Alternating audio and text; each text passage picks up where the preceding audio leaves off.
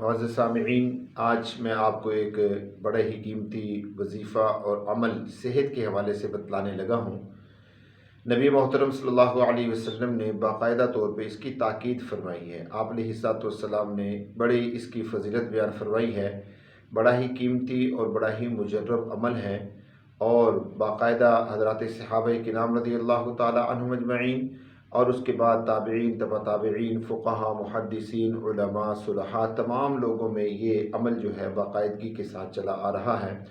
جو شخص اس عمل کا باقاعدگی کے ساتھ اہتمام کرتا ہے، چاہے کتنی ہی خطرناک بیماری کیوں نہ ہو، چاہے کسی بھی قسم کی کوئی بیماری کیوں نہ ہو، کوئی بیماری موجودہ زمانے کے اندر جیسے کینسر ہے، شوگر ہے اور دیگر امراض ہیں، اللہ تبارک و تعالیٰ اس عمل اور اس وظیفے کے کرنے سے انشاءاللہ العزیز اس آدمی کو مکمل طور پہ، کامل طور پہ صحت عطا فرما دیتے ہیں۔ لیکن شرط وہی ہوتی ہے میرے دوستو کہ جو بھی ہم نے وظیفہ کرنا ہے، جو بھی ہم نے عمل کرنا ہے، اس کے لیے ضروری ہے کہ ہم اپنے ایمان کو، اپنے یقین کو مضبوط کریں۔ جب تک ہمارا ایمان اور یقین مضبوط نہیں ہوگا، اس وقت تک اس وظیفے اور اس عمل کا ہمیں فائدہ نہیں ہوگا۔ اب میں آپ کو وہ وظیفہ بتانے لگا ہوں، توجہ کے ساتھ وہ وظیفہ آپ حضرات سنیں۔ بڑا آسان اور انتہائی مجرب عمل ہے، توجہ فرمائیے گا، غور کیجیے گا، اس کے اوپر عمل کیجیے گا، انشاءاللہ العزیز اس سے آپ کو بڑا فائدہ ہونے والا ہے۔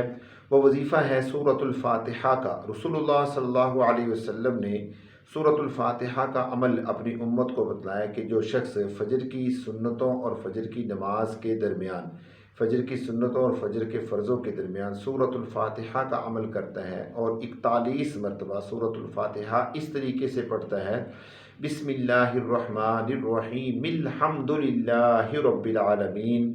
ہر دفعہ سورۃ الفاتحہ کے ساتھ بسم اللہ پڑھنی ہے اور ملا کر پڑھنی ہے، اور اس کو پانی پر دم کر کے پی لیتا ہے۔ 40 دن تک باقاعدگی کے ساتھ اس عمل کا اہتمام کرتا ہے، اللہ تبارک و تعالیٰ اس کو ہر طرح کی بیماری سے محفوظ فرما دیتے ہیں، اگر بیمار ہے اس کو صحت عطا فرما دیتے ہیں۔